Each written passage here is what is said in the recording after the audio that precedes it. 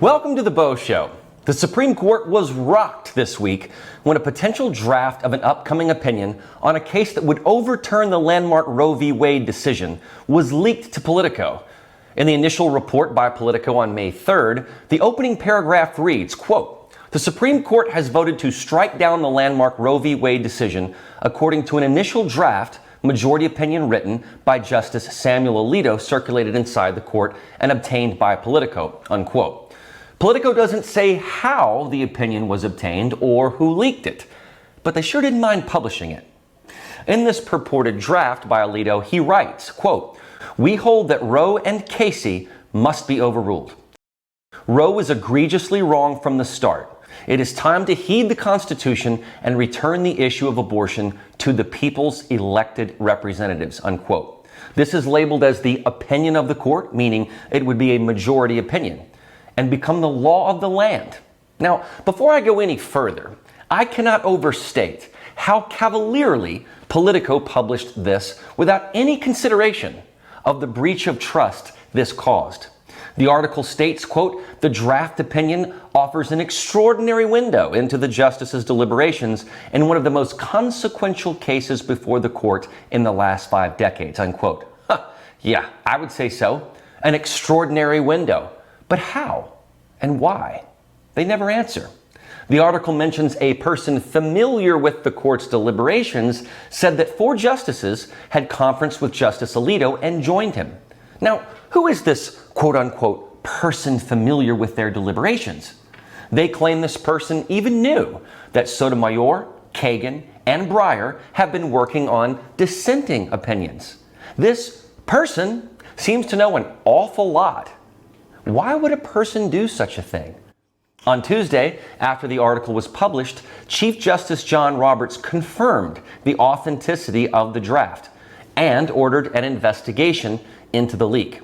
So not only is the draft authentic, but Politico's source knew that it was, which placed him or her right at the source of SCOTUS. At the very end of the article, Politico writes, quote, "Politico received a copy of the draft opinion from a person familiar with the court's proceedings in the Mississippi case, along with other details supporting the authenticity of the document," unquote.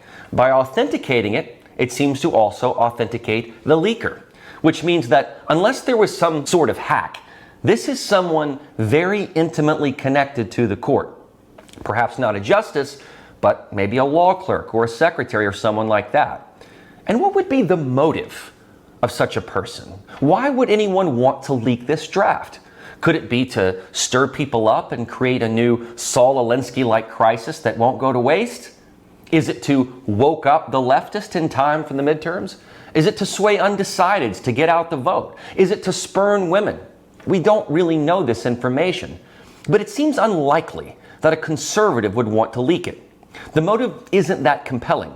Maybe you could have some overzealous secretary wanting to tip everyone off as to what's to come, I suppose, but to me, this seems like something someone far more nefarious would do, especially since the publisher was Politico, not Fox News or the Wall Street Journal. Now remember, the wokies over on The View are not concerned at all about who the leaker is at all. Whoopi, Joy Behar, Sunny Hostin, they don't give a damn.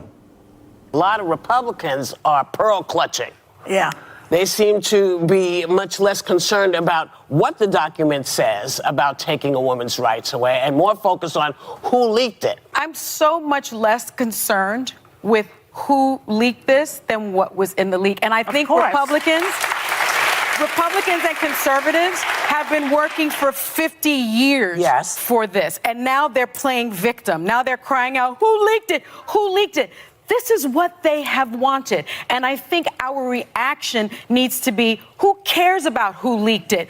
We care about what was leaked. The Supreme Court is politicized.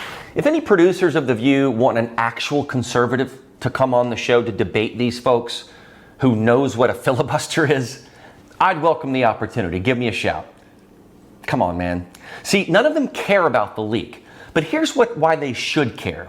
Just as Senator Cruz pointed out, when you politicize a government bureau, like we have seen with the FBI and the DHS, and even the Justice Department, you undermine the ability of those institutions to be impartial and to do their jobs. Chuck Schumer openly threatened the court. So when a draft of a major decision is leaked, its intent would be to target Justices Alito and anyone who sides with him. And after all, Brett Kavanaugh would be one of the majority if it holds true. And we all saw what the Democrats tried to do to his character, but they did not prevail. And you know that they have to be apoplectic that Kavanaugh is a deciding vote in this case. So liberals don't care who leaked it. And they don't care because they don't understand the breach of trust that it creates. The Supreme Court is based on careful deliberation and legal constitutional foundation. When a draft is leaked to the public, it creates the fecal storm you're witnessing right now. And I have to think that that's entirely intentional. Cruz thinks that it's a woke leftist twit, and he's probably right. It may be one of about a dozen people, and I think they will get to the bottom of who it is. But it is amazing how so few on the left care about the leak or the leaker. This is likely someone who doesn't like the majority decision and wants to leak it out so that perhaps the public can intimidate the justices into changing their votes. To that end, the draft's author, Justice Samuel Alito, canceled an appearance this past Thursday as a result. And left-wing activist groups under the moniker Ruth Sent Us have published the alleged home addresses of Justices Alito, Thomas, Barrett, Kavanaugh, Roberts, and Gorsuch. The group's website reads, quote, "We must rise up to force accountability using a diversity of tactics," unquote. The DC police has even erected a fence around the Supreme Court as it expects to see more demonstrations now. But can you believe this? These left-wing activists are publishing the home addresses of Supreme Court justices. That's exactly what the leaker wanted. I would think, you can't overstate the uproar that this has caused, and also another attack on our institutions from within. We saw the FBI internally get stained by agents like Peter Strzok and his treasure trove of text messages to his lover, Lisa Page. We saw the memo that AG Merrick Garland sent out to the FBI at the direct behest of the Biden White House to intimidate parents at school board meetings. And now we have a rat somewhere in the halls of the Supreme Court. And this rat did it intentionally. Republicans are obviously wanting this person to be fired, disbarred if it's a clerk, and prosecuted. Why wouldn't we be hearing the same from Democrats? Do you not find that odd? Chief Justice John Roberts stated, quote, "To the extent this betrayal of the confidences of the court was intended to undermine the integrity of our operations, it will not succeed. The work of the court will not be affected in any way. This was a singular and egregious breach of that trust that is an affront to the court and the community of public servants who work here," unquote.